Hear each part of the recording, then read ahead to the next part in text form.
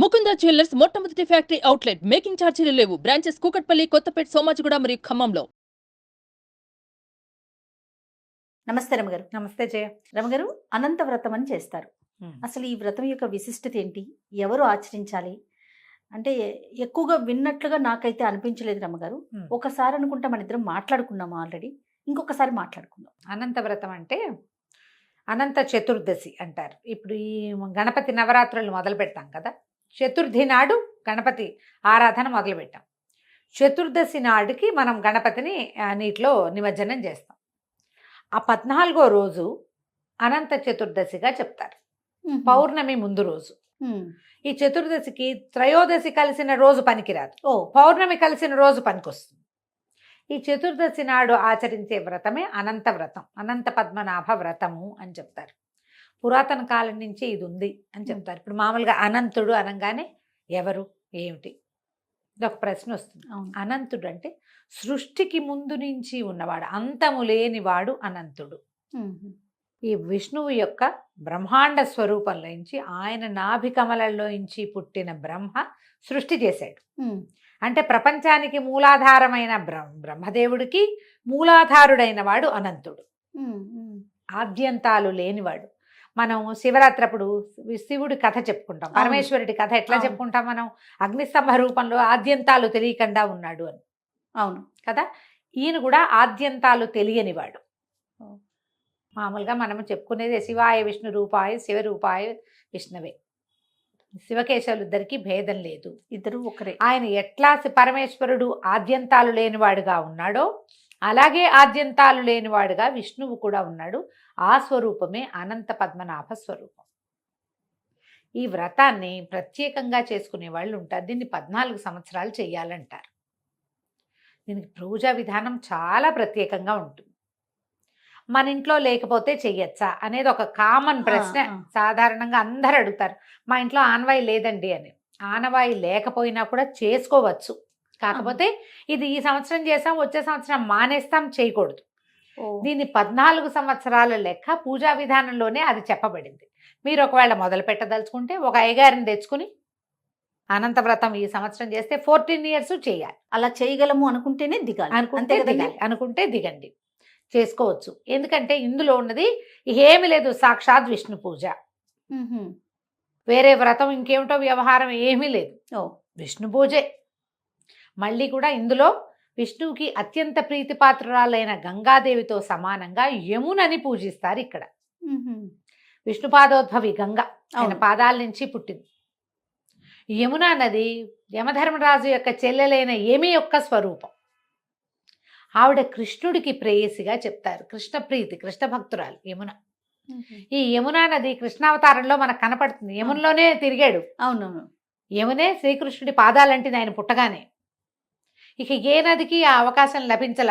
వసుదేవుడు కృష్ణుడిని మోసుకెళ్తుంటే నది పైదాకా పొంగి ఆయన కాలు తగిలాక శాంతించింది. ఆ పాదం స్పర్శ కోసం తహతహలాడిపోయింది. అంత అపారమైన భక్తి. ఆ యమునని ఇక్కడ పూజిస్తాం. మామూలుగా మనం ఏ పూజ చేసుకున్నా కూడా కలశం పెట్టుకుని తదంగా కలశారాధనం కరిష్యే అనగానే గంగే యమునే చేవ గోదావరి సరస్వతి అని చదువుతాం. మొదటిది గంగ, రెండో పేరు యమున. ఓకే. ఆ యమున తోటి ఇక్కడ పూజ చేస్తాం. దీనికి యమునా నది నీళ్ళు ఎక్కడ దొరుకుతాయండి మనకంటే? మంత్రంతో నీటిని అభిమంత్రించి యమునకి ఆహ్వానం పలికి, మనం ఏ కలశం పెట్టుకున్నామో అందులో యమునా నదిని పిలిచి యమునకి షోడశోపచారాలు చేసి ఆ జలంతో మనం ఈ విష్ణు పూజ చేస్తాం. ఇందులో ఏం చేస్తారంటే ఈ 5 పడగలు లేదా ఇంకా 7 పడగలు కూడా, పడగలతోటి ఉన్నటువంటి నాగేంద్రుడు, శేషసేనం, దాని మీద విష్ణువు పడుకున్నట్టుగా రూపాన్ని తయారు చేసుకుంటారు. మనం ఆరాధించే స్వరూపం ఏంటంటే శేషపాన్ప మీద పవళించి పాదాల దగ్గర లక్ష్మీదేవి, నాభి కమలంతో ఉన్నటువంటి విష్ణు స్వరూపాన్ని ఆరాధిస్తాం. ఆయనే అనంతుడు. సర్పం మీద పడుకోవాలి. అలాంటి ఫోటో తెచ్చుకోవచ్చు.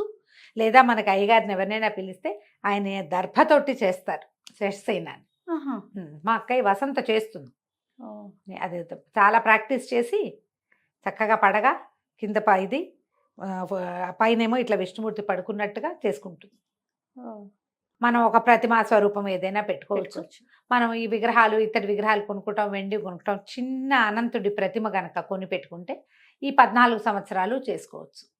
దీనికి సాధారణ నియమంగా చెప్పేది ఏంటంటే ఆ 2 మన తోరాలుగా ప్రత్యేకంగా పూజిస్తారు. తోర పూజ ఉంటుంది ఇందులో.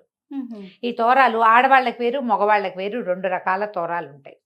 ప్రతి సంవత్సరము ప్రతిసర గ్రంథి పూజ అంటారు. ప్రతి సంవత్సరము పాత దాన్ని కూడా పాతదాన్ని కొత్తదాన్ని కలిపి పూజ చేసి కొత్త తోరం కట్టుకుంటాం.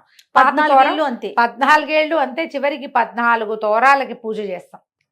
ఈ నియమం గట్టిది. ఒళ్ళు దగ్గర పెట్టుకొని చేసుకోవాలి. మనకి సత్యనారాయణ వ్రతం సత్యదేవుడి కథ చెప్పుకున్నట్టుగానే అనంత వ్రతానికి కూడా అనంత పద్మనాభ వ్రత కథ ఉన్నది. కొంతమంది ఇళ్లలో ఉంటుంది. ఇప్పుడు కేదారేశ్వర నోములు చేసుకుంటారు కదా జయ, చేస్తారా? అలాగే ఈ అనంత వ్రతం కూడా ఫ్యామిలీస్ పరంగా వచ్చేవి కూడా కనపడతాయి మనకి. మా వాళ్ళ ఇంటి మాకేం లేవు. మా అక్కయ్య ఆ పుస్తకం మీద ఆసక్తి మొదలుపెట్టి ఎవరో ఫ్రెండ్ దగ్గర చూసి దానికి ఒక ఉద్రేకం, ఆ ఉత్సాహం కలిగి చేయటం మొదలుపెట్టింది. మా ఇంట్లో 5-6 కుటుంబాల వాళ్ళని అందులో ప్రవేశపెట్టింది. అంతా కలిసి చేసుకుంటారు. ఎవరిళ్ళలో వాళ్ళు వేరే వేరే ఊళ్ళలో ఉంటే అక్కడక్కడ చేసుకోవటము.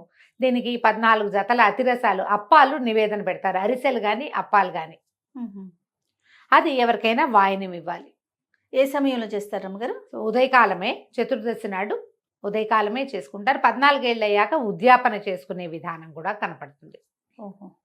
ప్రత్యేకంగా పుస్తకం ఉంది. వ్రత కథల పుస్తకాల్లో దొరుకుతుంది. చక్కటి కథ కూడా చెప్తారు. చాలా విశేషంగా చెప్తారు. పూర్వం ఒక బ్రాహ్మణుడు, ఆయనకి భార్య గతించింది. శీల అని ఒక కూతురు ఉంది. ఆయన మళ్ళీ కర్కశ అని ఒక ఆవిడ్ని పెళ్లి చేసుకుంటే ఆవిడ కూతురుని నానా బాధలు పెట్టింది. అయితే ఆయన ఒక కౌండిన్యుడు అనే ఒక బ్రాహ్మణుడు తన ఊరికి వస్తే ఆయనకి కన్యాదానం చేశాడు కూతుర్ని.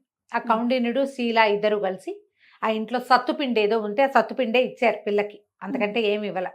అది పుచ్చుకుని భార్యాభర్త వెళ్తుంటే వీళ్ళు ఒక దారిలో ఒక నది దగ్గర ఆయన సంధ్య వార్చుకోవడానికి ఆగినప్పుడు ఎవరో అనంత వ్రతం చేసుకుంటారు. నదీ తీరంలో చేస్తే చాలా విశేషం అని చెప్తారు. ఇప్పుడు ఏ తీరాల్లో కూర్చుని పూజ చేసుకుంటాం మనం?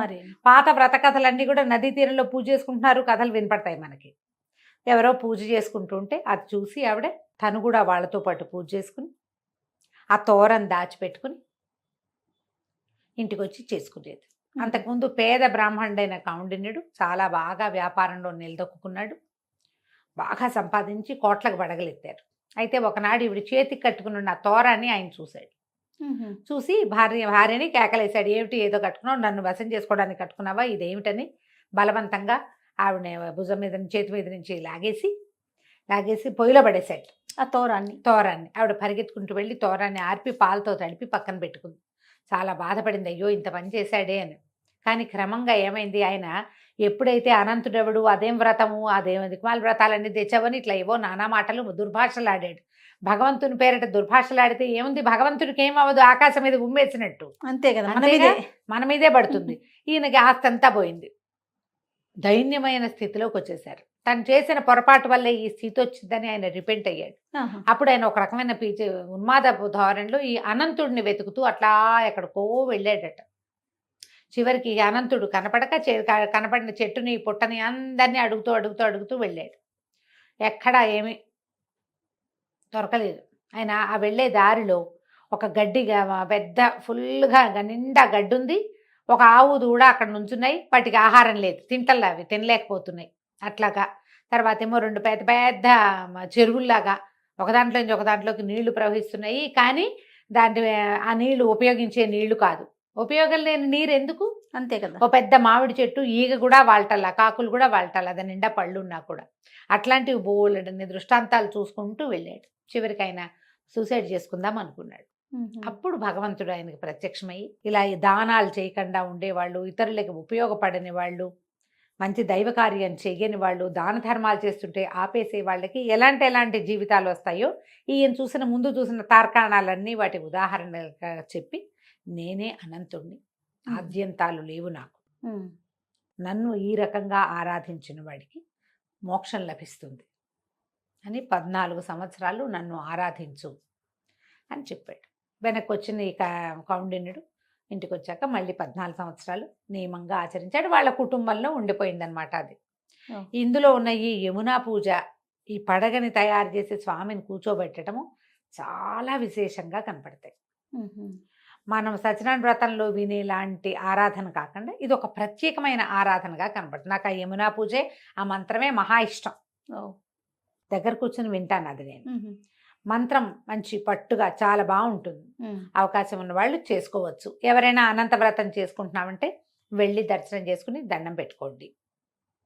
ఈ అనంత పద్మనాభ స్వరూపాలు మనకి ఎక్కడ కనపడతాయి? అక్కడ కనిపిస్తుంది. ఏంటి? త్రివేంద్రంలో త్రివేంద్రం పద్మనాభ పద్మనాభ స్వామి ఆలయం ఉంది కదా. దేవాలయం ఉంది కదా మనకి. అలాగే శ్రీరంగంలోనూ శేషసేనుడిగా స్వామివారి దర్శనం ఇస్తాడు, కానీ ఆయన పేరు కూడా ఇదే పద్మనాభ స్వామి దేవాలయం అని ప్రత్యేకంగా చెప్పబడింది. ఇంచుమించు అదే స్వరూపంలో మనకి ఇక్కడ మనం పూజ చేసుకుంటాం అన్నమాట. అవకాశం ఉన్న వాళ్ళు చేసుకోవచ్చు. కానీ నేను చెప్పా కదా, దీనికి 14 సంవత్సరాల నియమం ఉంది. ఎవరైనా అయ్యగారితోటి మాట్లాడుకుని ఏటా ఆయనే వచ్చేలాగా మీరు ఈ తోరాలు పారేయకుండా సంవత్సరాలు మానే మధ్యలో ఏదైనా పురుడు అశౌచి వస్తే మానేసేయచ్చు, మానచ్చు. కానీ అవేవీ లేకుండా ఏదో వేరే వేరే వ్యవహారాలు ఉన్నాయని మానుకోకూడదు. శ్రద్ధగా, మీ శ్రద్ధే దీనికి కావాల్సిన పెట్టుబడి. ఎవరినైనా 100 మందిని పిలుచుకోవచ్చు, ఎవరిని పిలవకపోయినా మనమే మన ఇంట్లో మట్టుకే కాసిన 2 14 28 అతిరసాలు వండుకుని ఏదో పాయసం పెరగనని నివేదన చేసినా సరిపోతుంది. ఈ 14టిని మాత్రం వాయనం ఇవ్వాలి ఒక జంటకి. దంపతులకి ఇస్తారు, బ్రాహ్మడికి ఇచ్చి దంపతులు ఉండాలంటారు. అదే మీ అవకాశాన్ని బట్టి చేసుకోవచ్చు. తప్పకుండా రమ్మగారు. నమస్తే. నమస్తే జయ.